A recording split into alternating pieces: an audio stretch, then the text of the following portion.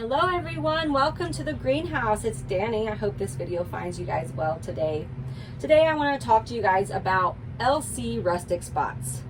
And I want to talk to you about this orchid because I feel it's an orchid that everybody should have in their collection. Even if you're like just a strictly Phalaenopsis or strictly Vanda person, you should have this orchid in your collection, and I'm going to show you why. Right here is the reason why.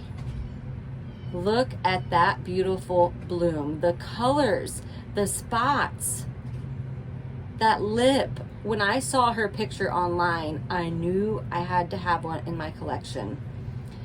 And here's another bonus. Let me turn it so you can see that pretty bloom.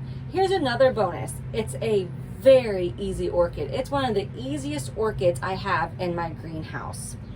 So when it comes to light, it likes a lot of light, and it can take a lot of light. I have it up on my top shelves up there behind you guys, behind the camera, and it gets indirect sunlight all day, 50% shade.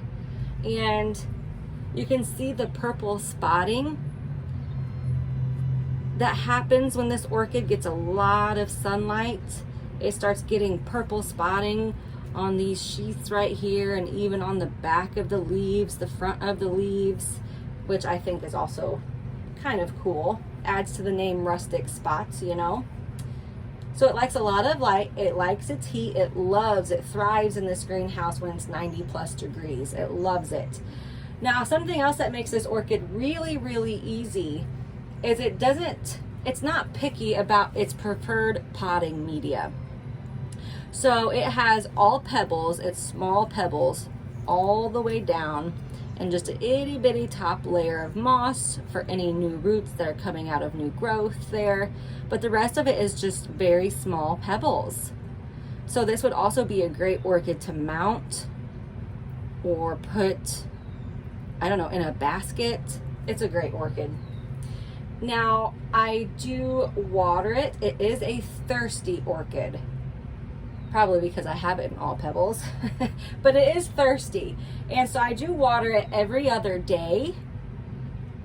And I make sure I let those roots completely dry out before I water it. So in the summer, the very hot months when it's 90, 100 degrees in here, it dries out within 24 hours. So I water it every other day. And in the winter months, I water it every third day. So just make sure you're letting that root system completely dry out throughout that entire pot, and it will be very, very happy. And I also fertilize it every other watering. I fertilize with a 20-20-20 basic fertilizer that you can get at any lawn and garden store. And per 5 gallons, because you know I water a lot of stuff at the same time in here, per every 5 gallons I use a pinch. And it does sound like I do water it, or fertilize it, should I say, often, but I fertilize very weakly. So I don't have any damaged or burned roots because I fertilize very, very weakly. I also use Cal Mag, and you can find that on Amazon. Just Google Cal Mag, and that's a really great resource to use for your orchids. It builds strong cellular structures, strong everything.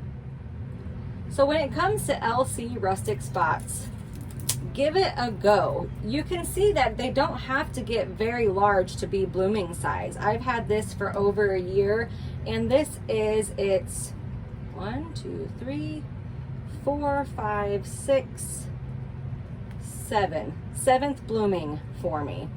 So every new growth, even if those growths are a little bit shorter than older growths, they're still blooming for me, which I like that. It just means that orchid is not fussy.